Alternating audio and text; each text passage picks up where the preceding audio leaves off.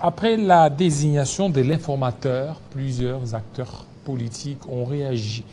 Et sur ce plateau, nous avons M. Félix Kayembe qui est là pour aussi réagir par rapport à certaines déclarations qui ont été tenues sur ce même plateau.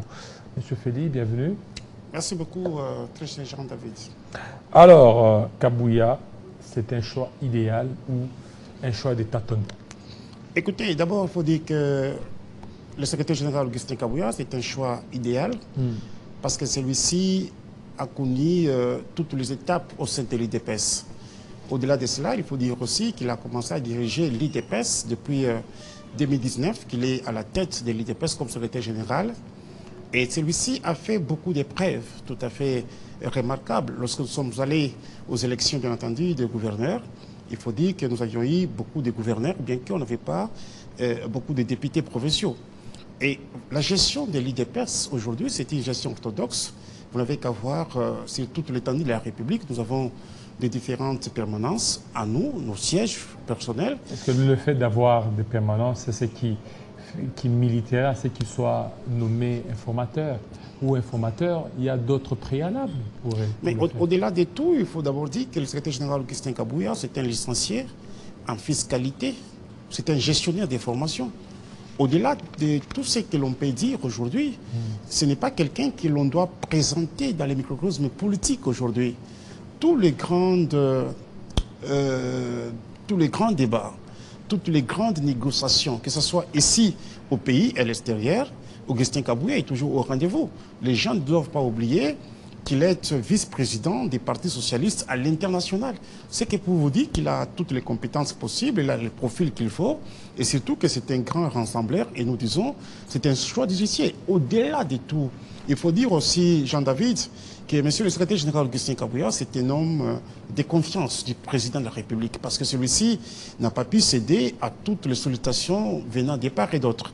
Et donc, nous disons, c'est un choix judiciaire, c'est un homme correct, un homme qui a toutes les compétences possibles, parce que gérer l'IDPS, les partis dans lesquels je me retrouve, ce n'est pas facile. Avec tous les combattants, avec tout ce que nous avons, ce n'est pas facile. Donc, c'est un homme qu'il faut à la place qu'il faut. Alors, qu'est-ce qui a beaucoup plus milité pour qu'on prenne Kabouya, alors qu'au sein de l'Union sacrée, il y a des têtes, hein, des têtes pensantes comme Jean-Pierre Bemba, comme Vital Kamere, comme Batil Kwebo, mais on a porté le choix sur Augustin Kabouya. Je ne suis pas d'accord avec vous lorsque vous dites que... Parce qu'il y a d'autres qui disent, c'est dû à des considérations tribales. On a reçu un des invités qui a parlé ainsi. Écoutez, je pense que c'est une fausse rumeur ou soit des faux débats. Lorsque le président de la République avait choisi Batil Kwebo, président du Sénat, est-ce que c'était pour des considérations tribales? Ce sont des débats, des bas étages. Lorsque vous me dites qu'il y a d'autres têtes au sein de l'Union sacrée, pourquoi prendre Kabouya? Mais Kabouya, c'est une tête aussi.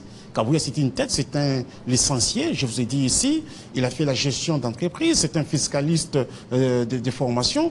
Je ne vois pas pourquoi est-ce que nous allons parler des têtes comme si Kabouya, lui, n'avait pas la tête. Je pense que nous devons évaluer... des têtes pensantes. C'est ce que je dis. Batil Kwebo, et lui, le secrétaire... Batil Kwebo, c'est un professeur. Jean-Pierre Bemba a une expérience. Vital Kamere, c'est un doctorant, effectivement. Mais Kabouya... Je ne suis pas venu faire le débat ici des personnes. Ça, c'est de un. De deux, je tiens à dire que le secrétaire général Augustin Kabouya, c'est une tête passante. C'est une personne qui a les profils. C'est un intellectuel de haut niveau, de haute facture. Et je vous dis, il a fait la plus grande distinction d'abord à l'université. Ça, il faut le reconnaître. Vous ne pouvez pas me parler ici d'une tête pensante comme si le secrétaire général Augustin Kabouya n'avait pas une tête. Diriger l'IDPS, mon cher ami, ce n'est pas facile. Et aussi, je tiens à vous dire, il n'est pas un leader national, c'est un leader international. International en quoi? Qu'est-ce qu'il a fait? Il est vice-président, bien entendu, des partis socialistes à l'international, des partis socialistes à l'international zone Afrique. C'est que pour dire, il n'est pas seulement leader national, c'est un leader international. Il est en train de siéger au niveau international, mon cher ami. Je pense que cette question de tête pensante doit être révolue parce qu'il est en train de faire preuve de quoi il est capable. Vous savez, dans notre pays, on a beaucoup parlé des diplômes et au finish, on n'a pas vu quelque chose du terrain. Vous pouvez avoir autant de diplômes et ne pas être intelligent dans tout ce que vous faites comme travail. Mais moi, je suis avec le secrétaire général Augustin Kabouya, je les vois à l'œuvre, comme on dit, on vend un maçon au pied des murs, je l'ai vu comment il était en train de travailler, il a les profils, il a les diplômes, il est intelligent, il est sage, il est courtois, il est bien éduqué. Est-ce qu'il reconnaît ou il sait la responsabilité qu'il attend? Parce que quand on lui a posé la question, il dit qu'il devrait aller voir les autres, alors qu'on sait tous ses prédécesseurs. Aujourd'hui, dans ce pays, on a connu jusque-là 2 informateurs, Charles Mwando ainsi que Gizenga, qui sont tous d'ailleurs décédés, paix à leur âme, mais lui il dit qu'il devrait aller. Alors, comment il devrait s'inspirer de toutes ces personnes qui sont morts? Comment il devrait aller? Vous ne me direz pas que l'on a connu que des informateurs. Des informateurs, oui, parce qui ont été nommés. Écoutez, lorsque Félix Tshisekedi est arrivé au pouvoir, il y a eu un informateur qui a été. C'était Jean-Marc Kabound, bien entendu. Il n'a jamais été nommé officiellement comme c'est fait. Bien qu'il n'avait pas identifié, bien entendu. Et parlons-en de M. Bahatulou Kwebo, qui était aussi informateur.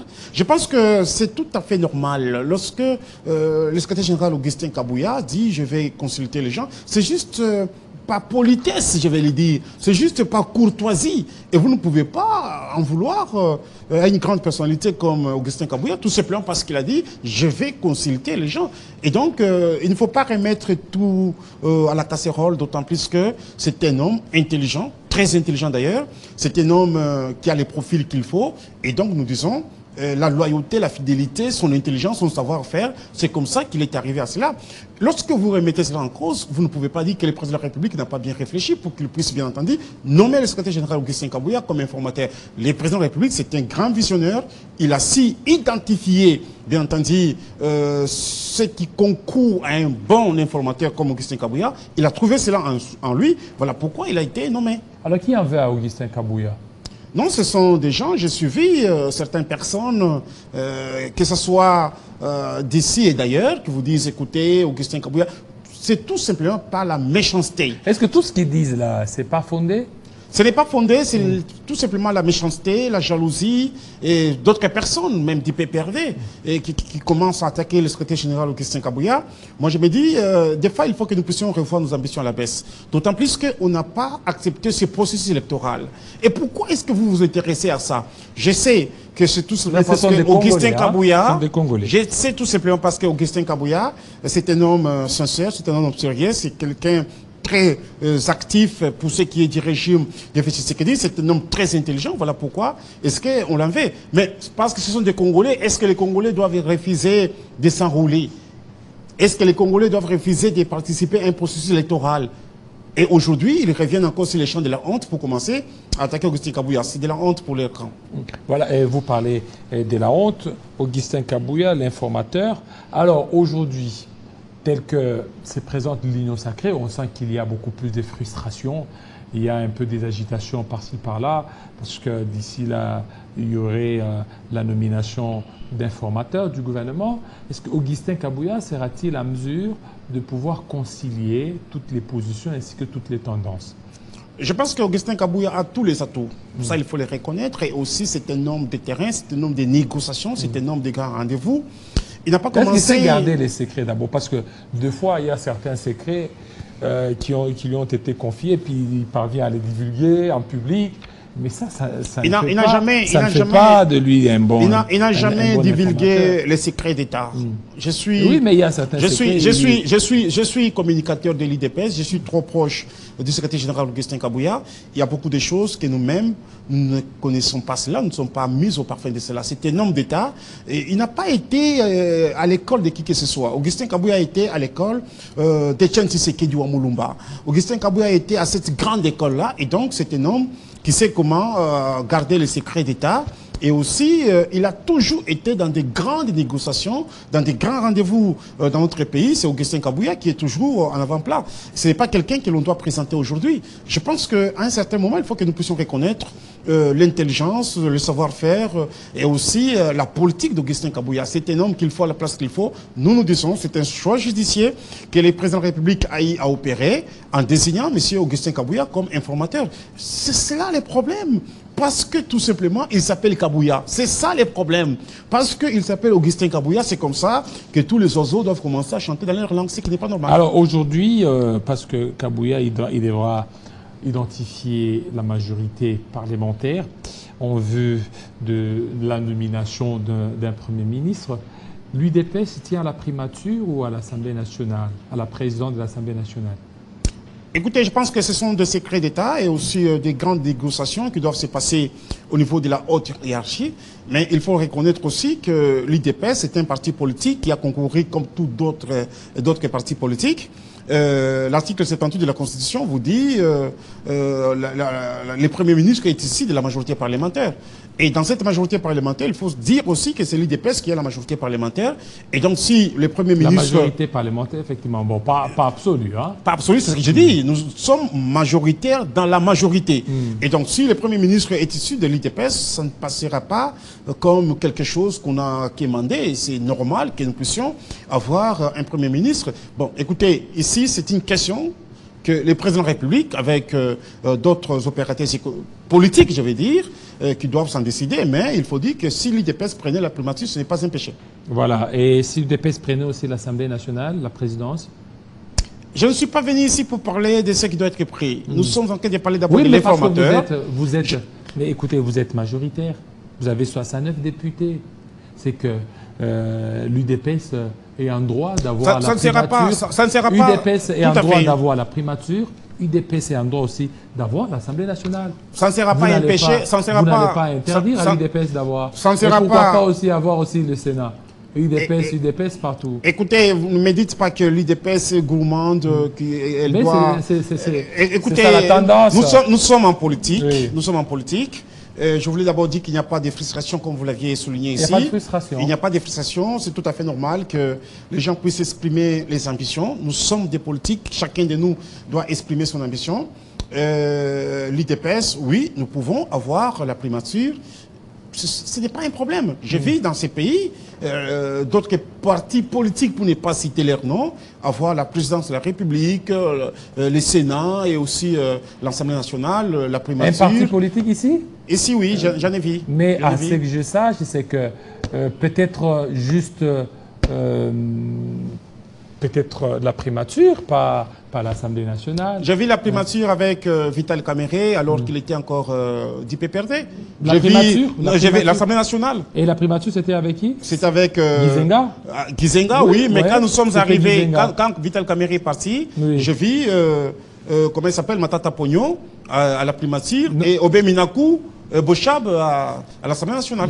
Oui, alors, vous voulez aussi rééditer cet exemple? Ce n'est pas ce que je dis. Mais... Ce n'est pas ce que je dis, mais le plus important mais ici... si vous le faites, c'est que vous n'aurez pas péché. C'est ce que je dis, ce n'est pas un péché, même si nous prenons la primature, d'autant plus que... Vous hésitez à vous assumer, d'autant plus que vous êtes majoritaire. Je suis en train de dire ici, je ne suis pas venu pour que nous puissions créer des problèmes. Il y a des questions qui doivent être traitées. Il y a des questions qui doivent être traitées au niveau, bien entendu, du présidium. Pour éviter les frustrations. Il y a des questions qui doivent être traitées au niveau de la présidence de la République.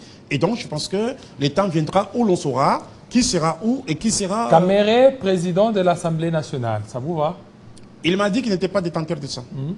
Il a dit à la télévision qu'il n'était pas détenteur de ça. Oui, il vous a dit ça, mais en coulisses. Aujourd'hui, Kamere, président de l'Assemblée... Mais pourquoi pas? C'est un Congolais. Personne ne peut refuser l'ambition des uns et des autres. Mais ce qui est vrai que les choses vont se dessiner. Vous l'auriez aussi le Sénat, l'UDPS?